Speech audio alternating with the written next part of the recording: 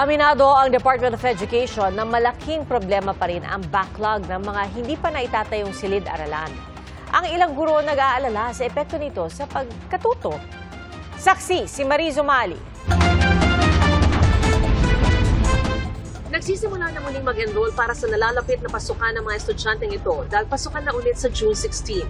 Aminado si DepEd Secretary Sonny Angara na may malaki at matagal na problema na muling kaharapin ang buong sektor ng edukasyon, ang kakulangan ng mga silid-aralan. We're now at around 165,000 and growing.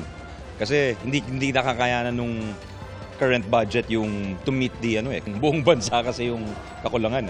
Especially sa populated areas like Region 4A, NCR, grabe yung, and all these cities actually, all over the country.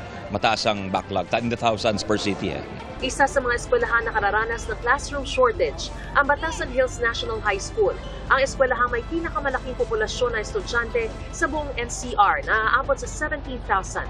Ang kanilang silid-aralan, nasa 92 lang. Para ma-accommodate daw ang lahat ng estudyante, hindi na muna tatanggap ng grade 12 enrollees at magpapatupad sila ng shifting ng klase. Ang resulta, 2 hanggang 3 araw lang kada linggo ang face-to-face classes habang ang natitirang araw ay asynchronous na o online learning.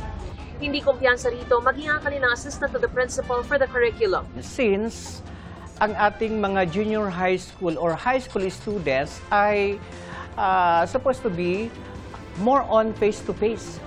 Yung actual learning ang kailangan natin. Performance outcomes ng mga bata, babagsak, deteriorate talaga. Yun ang magiging effect. Ganito rin ang tinatutupad na sistema ng Justice Cecilia Muñoz Palma High School. Kaya ang kanilang mga estudyante nag-aalala.